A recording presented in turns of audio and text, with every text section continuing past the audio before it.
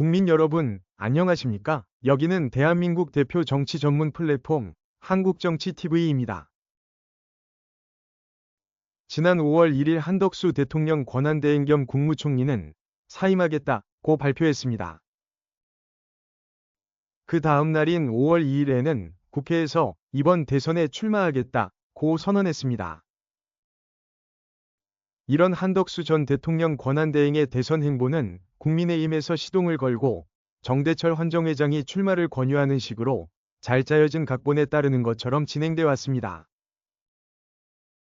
대선 출마를 선언한 5월 2일에 광주광역시 58 민주묘지를 방문한 것도 그런 각본에 따른 것으로 보입니다. 그런데 한덕수 전 권한대행이 대선 참가를 선언하면서 광주광역시 58 민주묘지를 방문한 이유는 무엇일까요? 이에 대해서는 이런저런 여러 가지 해석이 나올 수가 있습니다.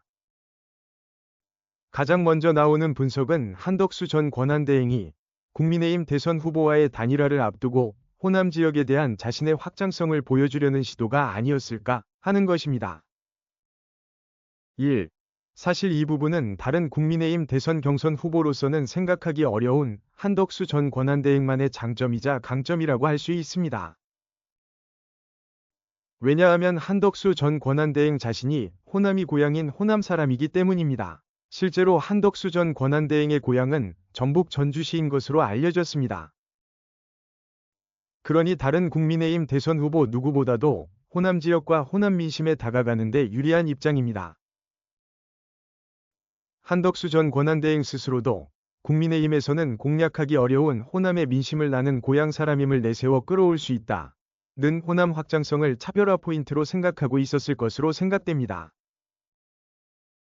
하지만 세상 일이 모두 자기가 생각했던 대로, 생각하는 대로 굴러가지 않는 경우가 세상에는 허다합니다. 그런 면에서는 한덕수 전 권한대행의 광주광역시 58 민주묘지 방문도 마찬가지였습니다. 결론부터 말하자면 한덕수 전 권한대행의 대권 행보의 첫걸음이나 다름이 없었던 5월 2일이 광주 58 민주묘지 방문은 광주 지역 시민단체들의 거센 반대에 부닥쳐 묘지 참배조차 못하고 돌아와야 했습니다. 한덕수 전 권한대행은 이날 오후 5시 40분께 58 민주묘지 앞에 도착해 묘지에 입장하려고 했습니다. 그러나 묘지 입구인 민주희 문 앞에서 한덕수 전 권한대행의 참배를 반대하는 집회시위 인파에 가로막혔습니다. 한덕수 전 권한대행이 입장을 시도하자 한 집회 참여자가 들고 있던 피켓으로 한덕수 전 권한대행의 머리를 내리치려고 시도하기도 했습니다. 그러자 한덕수 전 권한대행은 나도 호남 사람입니다 라고 큰 소리로 외쳤습니다. 이어서 서로 사랑해야 합니다. 아껴야 합니다. 같이 뭉쳐야 합니다. 여러분, 이라고 여러 차례 소리쳤습니다.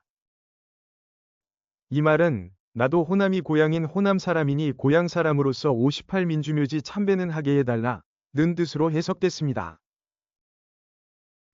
그럼에도 불구하고 약 20분간 대치 상태가 계속되자 한덕수 전 권한대행은 결국 묘지로 입장하지 못한 채 입구에서 묵념을 한 뒤 발길을 돌려야 했습니다.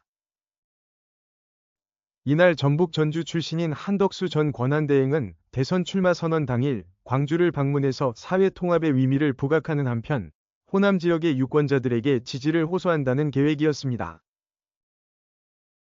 이것을 의식한 듯 한덕수 전 권한대행 자신도 이날 광주로 출발하기에 앞서 기자들과 만나 58은 국민 통합에 의미하는 바가 매우 크다고 생각한다고 말했습니다.